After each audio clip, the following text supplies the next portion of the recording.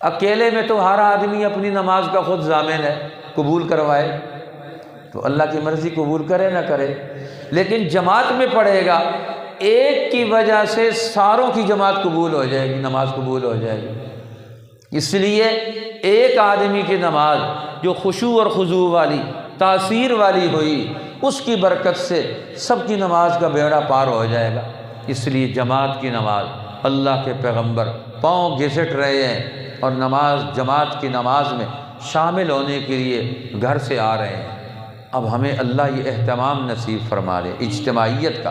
اسی لیے فرمایا رسول اللہ نے، تمہیں پتہ ہے عرش کے فرشتے، ملأ اعلیٰ کے فرشتے، فیم یختصم الملأ الاعلیٰ، وہ آپس میں لڑ رہے ہیں، جھگڑ رہے ہیں، بحث کر رہے ہیں۔ تمہیں پتہ ہے کس میں بحث کر رہے ہیں؟ صحابہ نے کہا ہمیں تو نہیں پتہ۔